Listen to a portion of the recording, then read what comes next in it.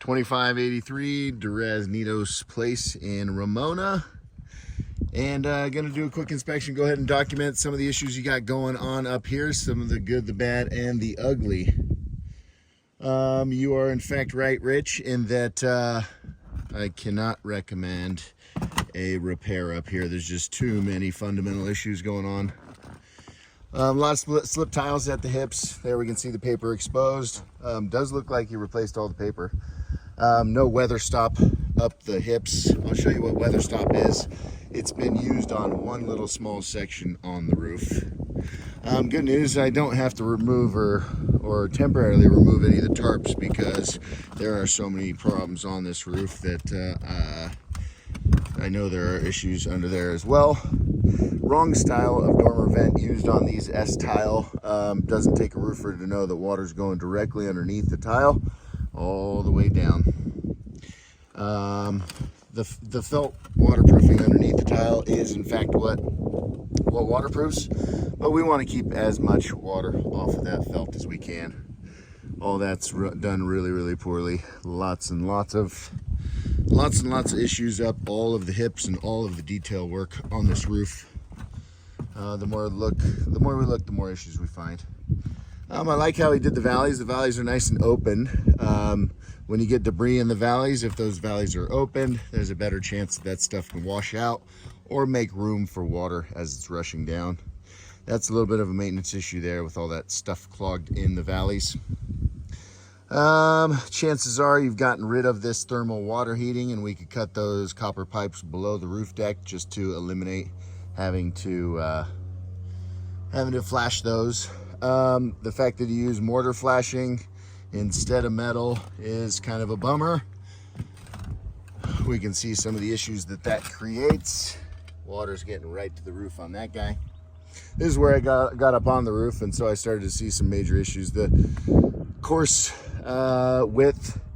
So when you got an extra course, well, you overlap just an inch more on the 6 courses leading up to the ridge. You don't bunch them up like that. It's kind of silly. You got a dead bird up here. You know, I talk about dead birds on the solar panels and how they can affect production, but this guy at least rolled off the solar panels for you. These tiles are strong, and you know, it looks like maintenance from time to time. The pressure washing, yeah, the biggest issue with that is that it takes a lot of the color off, and so these tiles are starting to look really old. Would have been nice for the solar install team to point out the fact that this roof was not in any condition to be able to install solar on back when they did.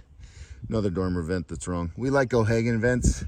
They'll be in the shape of the S tile, and so you won't be able to see them. This is something very unique, and I was trying to figure out what the heck went on here. Where is the low spot of the tile?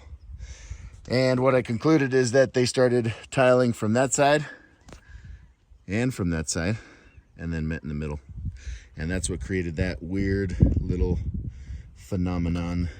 That's just an issue waiting to create problems.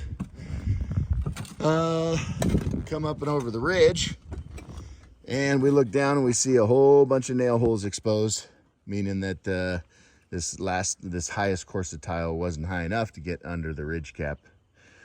You know, they made an attempt up, and then we got a whole bunch more nail heads exposed. So the only reason this roof isn't leaking everywhere is because the felt underneath is still good.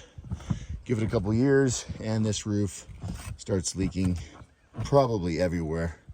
These tile pans that are exposed, that's a nice little detail. That looks to be okay, but chances are there's some issue with the tile pans on either side or how it was flashed in other spots. Slip tiles, not nailed, all over the place. I don't see the same tile pan bringing, so the water goes down on the side of that skylight, and then it needs to come up on a little tile pan like that, and I don't see it here, unfortunately.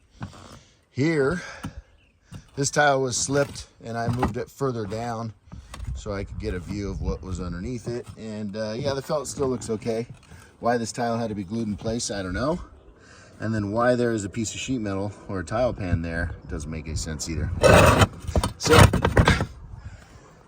oh, over here is that weather, what the heck did I call it? Weather block. And the weather block is this plastic piece that goes up underneath the ridge cap and keeps wind-driven rain out from underneath there. Weird little spacing where that last tile was cut way down, created a weird little issue there. And they did a decent job hiding the mismatched tiles. We talked about this briefly. You know, if we were going to try to reuse these tiles, we'd have a whole big area where, you know, we try to match them as best as possible, but sure enough, they would stand out, so we just hide them. And yeah, if I keep going, I'll keep finding more issues, but I've seen enough to definitely recommend only a complete re-roof on this home.